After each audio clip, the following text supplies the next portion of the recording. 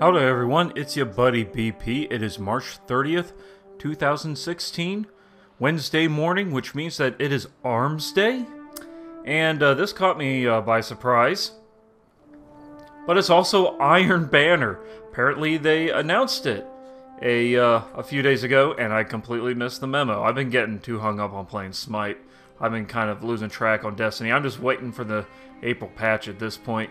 But it is Armsday. And I do have all the packages from last week. Plus, I still have my ARMINUS-D auto rifle. I've been holding on to it for like 5 weeks now. And I still have not got the roll I want.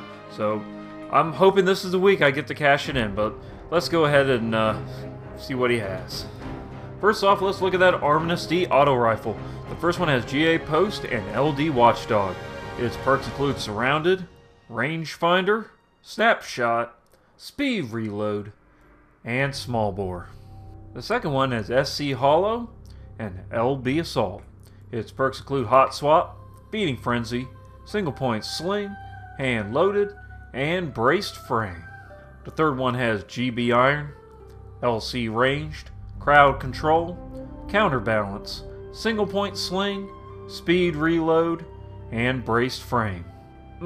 This is the most tempting one yet. This is the best roll I've seen in like the 5 weeks I've held on to this package. I'm not a big fan of brace frame. I would rather find some way to get better stability without having to sacrifice magazine size. But it does have counterbalance.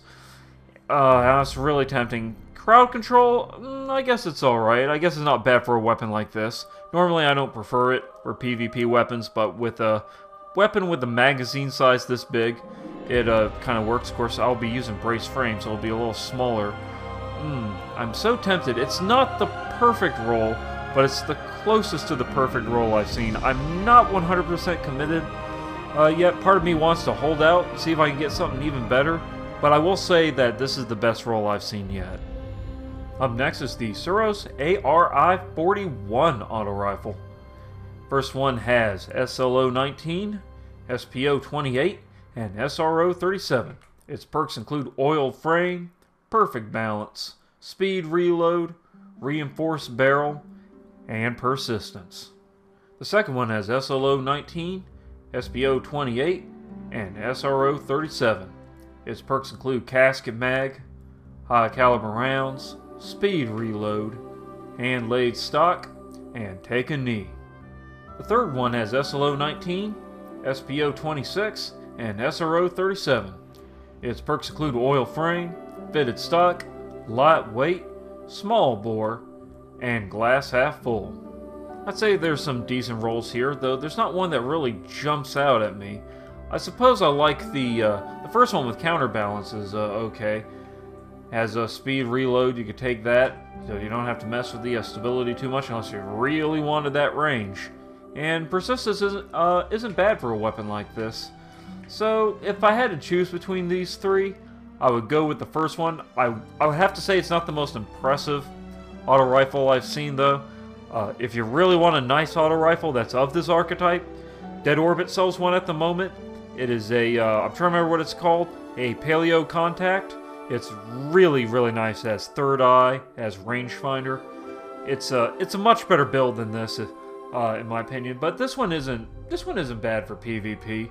I would say. I do like counterbalance on a weapon like this. So yeah, if I had to choose between these three, I would go with the first one. Up next is the THESAN FR4 Fusion Rifle. The first one deals arc damage. It has Spark IS6 and Flash HS4. Its perks include Replenish, Single Point Sling, Hand Laid Stock, Danger Close, and Rangefinder. The second one also deals arc damage. It has Spark IS6 and Flash HS4. Its perks include Army of One, Snapshot, Oiled Frame, Eye of the Storm, and Life Support. The third one deals solar damage. It has Candle IS2 and Flash HS4.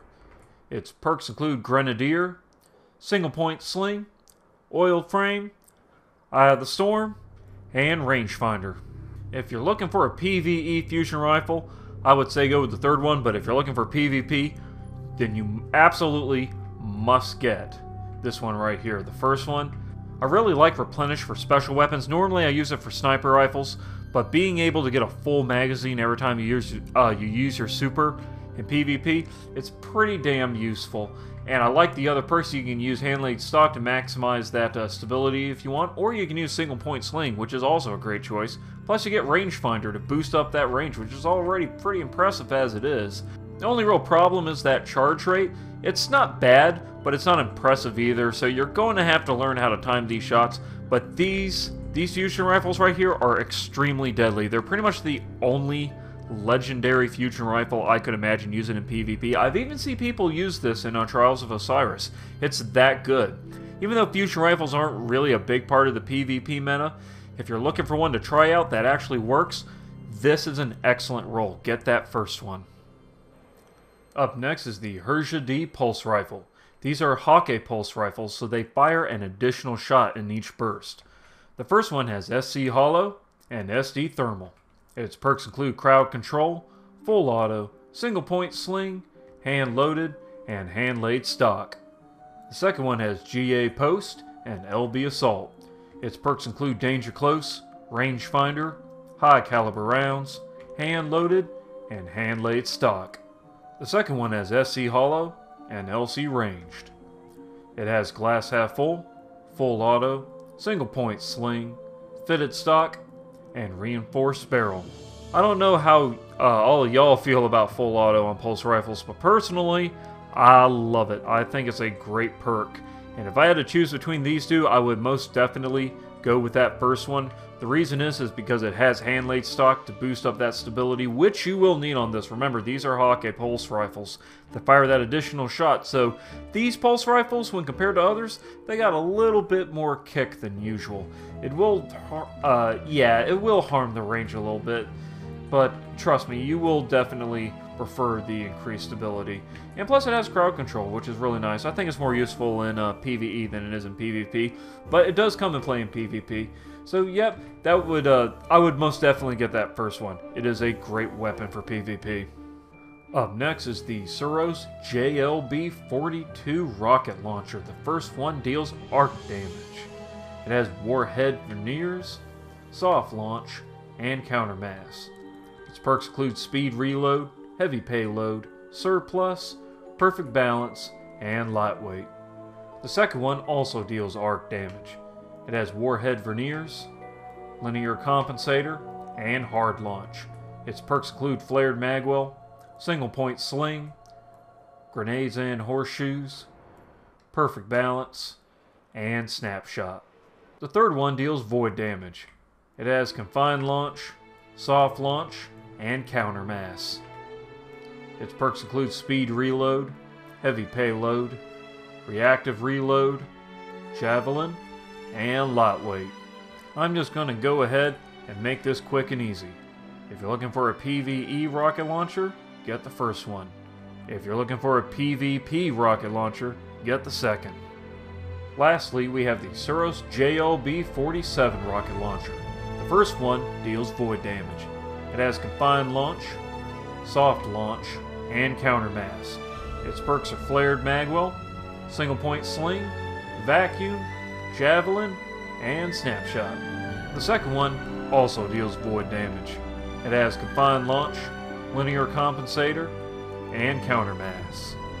Its perks are speed reload, single point sling, reactive reload, javelin, and quick draw. The final one deals void damage. It has confined launch, linear compensator, and countermass.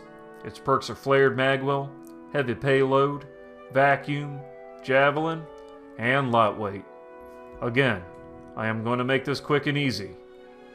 They're all terrible. Seriously. They're just terrible. Hold on to this package till next week. Don't bother getting any of these. You won't like them. Next week's packages will include the HAKKE ZARINAEA D auto rifle,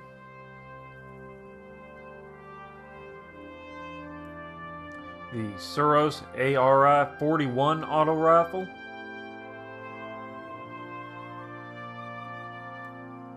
the SUROS DIS-43 scout rifle,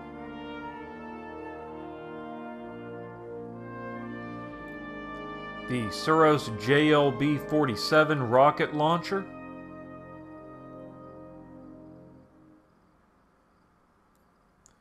and the HAKKE JINGUKOGO-D shotgun.